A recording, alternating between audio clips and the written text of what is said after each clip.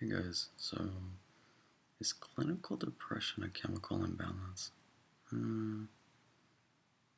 Before I thought it was mainly people being lazy, weak. Maybe they just are weak and it's a flaw in their character. We all get depressed. I mean, why don't they just snap out of it? Because they're weak. And then I got treatment resistant, moderate to severe clinical depression for a long time. Was hospitalized a lot. Lost about 45 pounds and almost died. And at this point, I'm on the path to slowly becoming a neuroscientist one day and researching it. I've learned a fair amount, so I must think it's a chemical imbalance by now, right? Nope, not even close.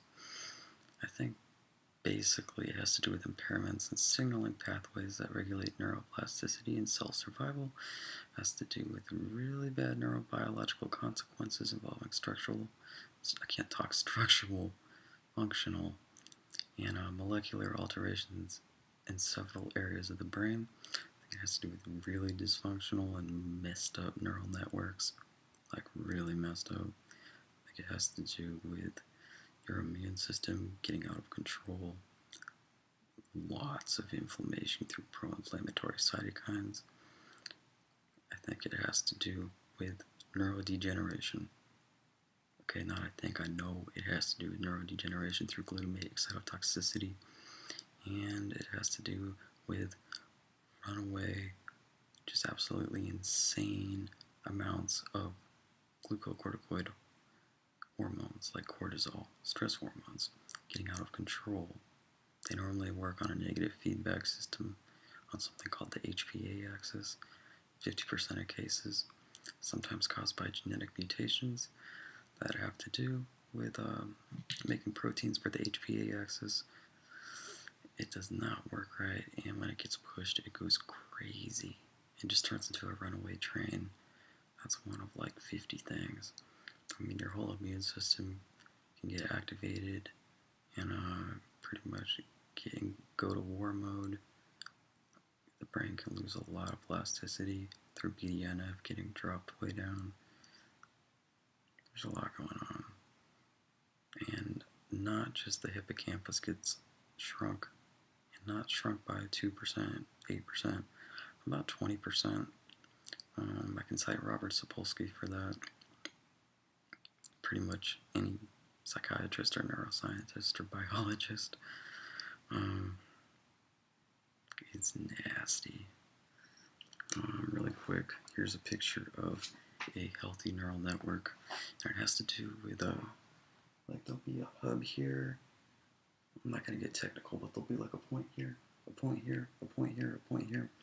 And they all talk to each other and communicate. And networks are formed by certain little areas humming at the same frequency, and you can draw a line basically when they, like, oh, this one's at 440, this one's at 440, this one's at 440, this one's at 80, 80, 80, and it creates these beautiful, beautiful neural networks, right? It looks like that.